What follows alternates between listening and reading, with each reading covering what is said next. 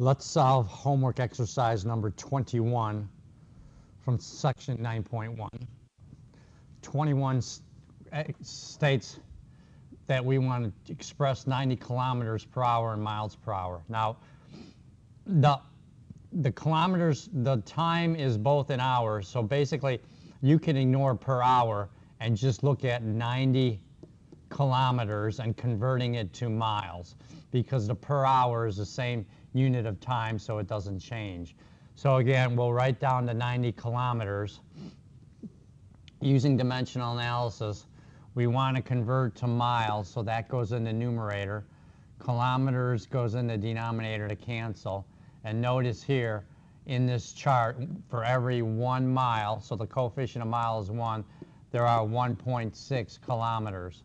So again, the kilometers will cancel and we'll get our units in miles.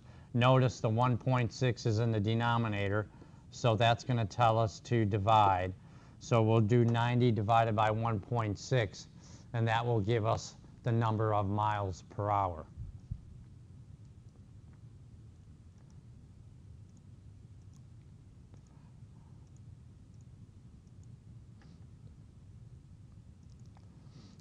And to the nearest hundred, that came out to 2 decimals, so we'll just put in the entire number, 56.25, if that's the case with your numbers. Number 22, express 55 miles per hour in kilometers. Again, the time units per hour is the same, so we can just go ahead and convert 55 miles to kilometers. Again, kilometers, we want to convert to kilometers. That goes in the numerator. Here's our 1.6 miles, or 1 mile for every 1.6 kilometers. So 1.6 kilometers for every 1 mile. The miles cancel. Our answer will be in kilometers. That's 1.6 is in the numerator, so that tells us to multiply, since the 1.6 is in the numerator. So 55 times 1.6 will give us the number of kilometers per hour.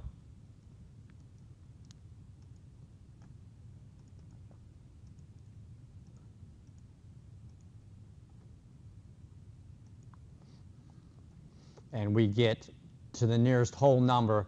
My answer came out a whole number, so we'll just put it in as that number, and of course that's the correct answer.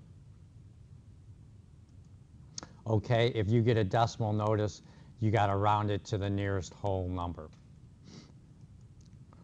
All right, number 23.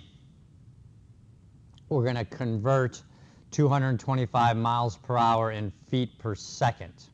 Okay, now we're going to have several steps to do here. Let's look at this problem, okay? First of all, so we'll start out with 225 miles for every, we can write 1 hour, right?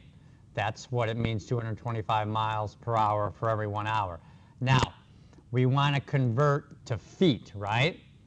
Now notice, so we want to get rid of miles.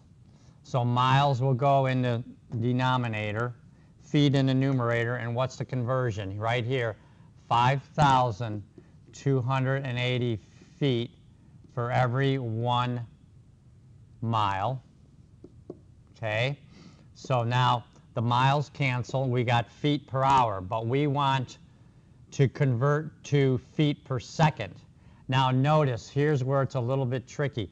Hours is in the denominator. So to get rid of hours, we have to multiply it in the numerator. So we have to multiply hours, and then minutes we're going to convert to minutes. So for every 1 hour, there are 60 minutes.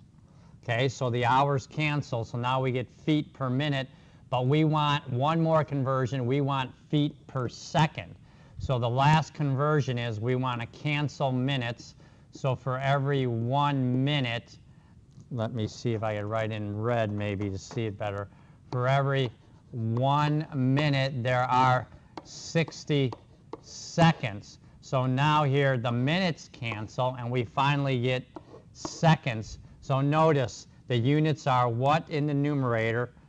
feet in the numerator, and then in the denominator, we get seconds, okay? That's what we want, feet per second. So we multiply it again by 5,280 feet per 1 mile, 1 hour for every 60 minutes, 1 minute for every 60 seconds. So now notice we're going to take 225, multiply by 5,280, they're both in the numerator, and then divide by 60 once and divide by 60 twice because we have 60s in the denominators. Okay?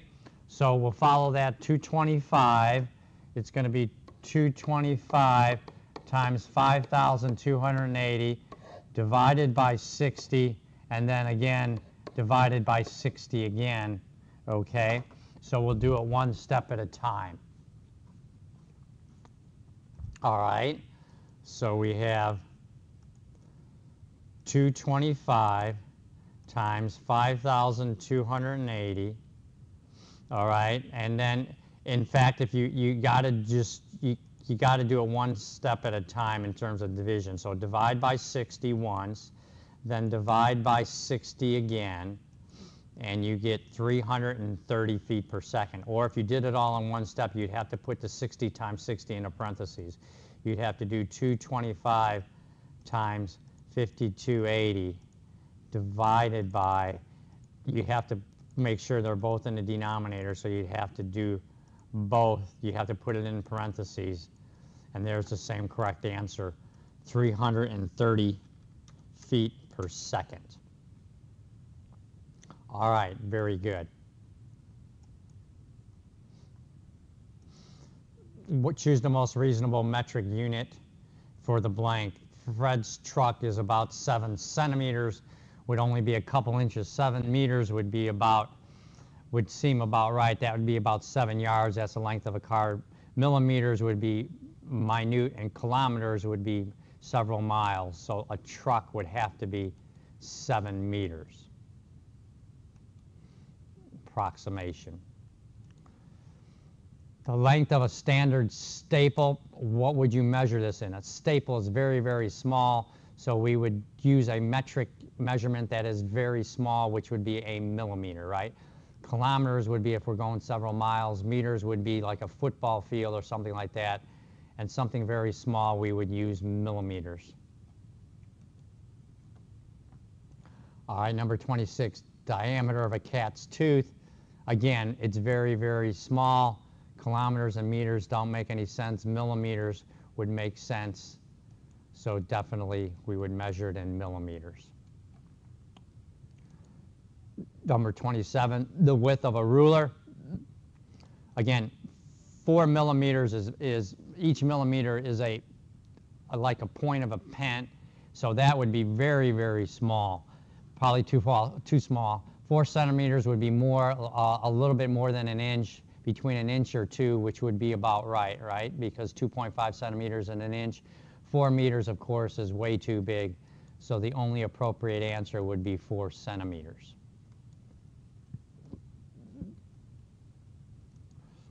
Number 28. Carol is driving near London and sees a road sign which gives a distance to the city. Choose the most reasonable measurement.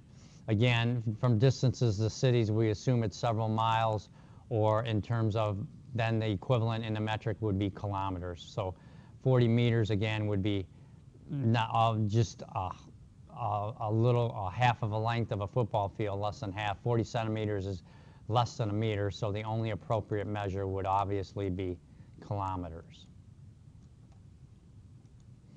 Number 29, the length of a tennis court. Again, 36 kilometers would be several miles. Centimeters would be less than a meter. So it would have to be 36 meters would be the only appropriate measurement.